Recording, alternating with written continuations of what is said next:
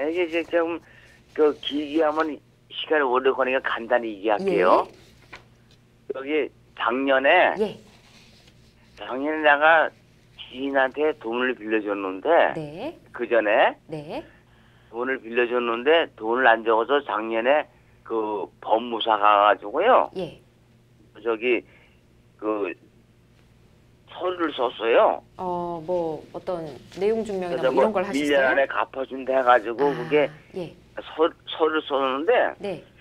근데 이게 법무사잖아. 거기에 뭐 어느 법무사는 얘기할 필요는 없는 거고. 예. 근데 거기서는 서류 첫 장에 예.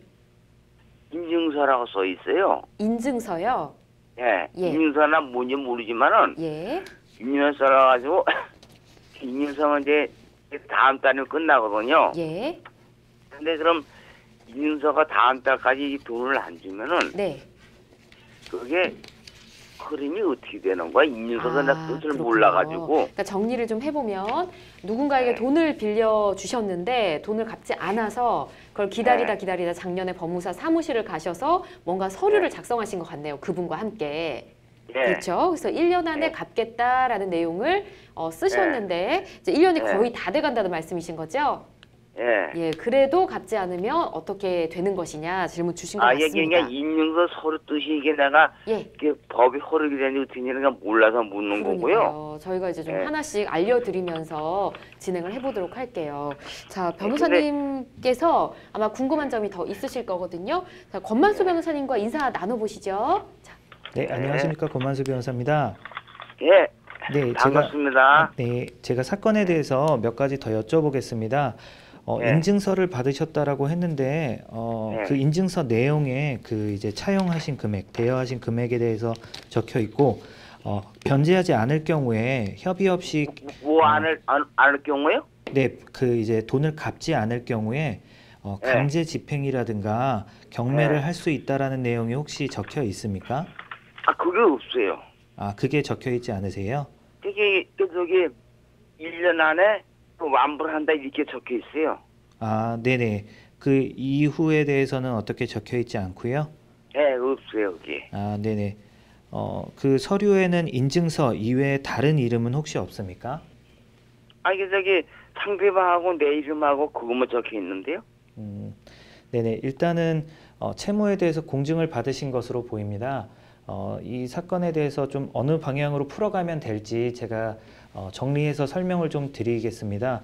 일단은 채권에 대해서 공증을 받으신 걸로 보입니다. 그렇기 때문에 공증 그 이제 공정증서의 경우에는 공정증서나 사서인증서의 경우에는 그 집행을 이제 붙일 수 있습니다.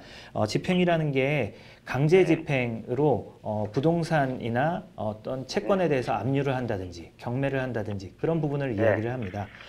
상담자분은 이제 채권이 있으시니까 그 공증 받으신 채권을 바탕으로 해서 강제 집행을 하시는 방법으로 이제 사건을 진행하시면 될 걸로 보입니다.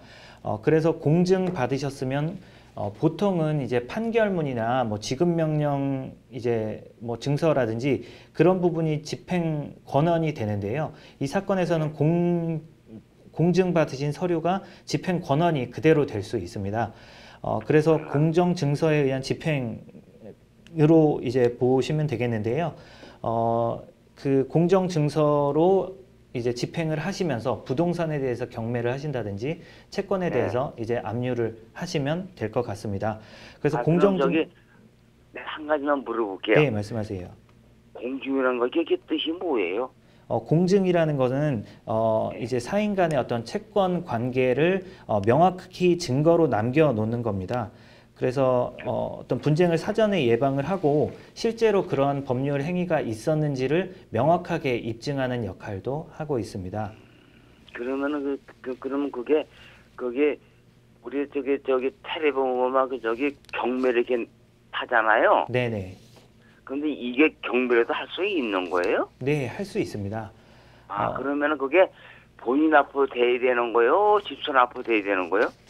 본인 앞이라고 하시면 어떤 부분을 말씀하시는 건가요? 이게 나는 이게 계약서 쓴 사람 앞으로 있어야 되는 거예요?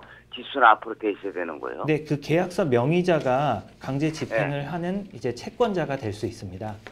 아, 채권자 앞으로 돼야 되는 거예요? 네, 채권자가 채무자에게 채무자의 재산을 강제 집행하는 방식으로 진행이 됩니다. 본인 앞으로 그 재산이 있어야 되는 거네요? 네, 맞습니다. 그럼 집사람으로 돼 있으면 어떻게 돼요? 그러니까 뭐 재산 명의가요? 네. 명의가 그 돈을 갚으셔야 되는 분이 재산이 없고 그분의 아내분께 재산이 있나 보네요.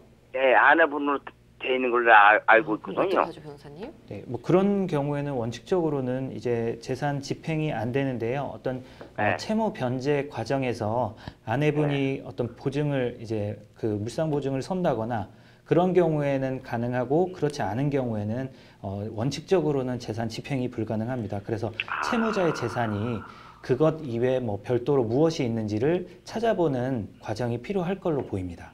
옛날에 한번 집사람 앞으로 섰다가 옛날에요. 네네. 집사람 앞으로 섰다가 이게 재개발되는 바람에 이게 나 풀어줬어요. 돈을 갚는다 그래가지고. 네네. 근데 그게 말로 행동을 안 했거든요. 네. 그래서 나 진짜 그냥 넘겨만다 그것도 서류가 영수증이 되는 거예요?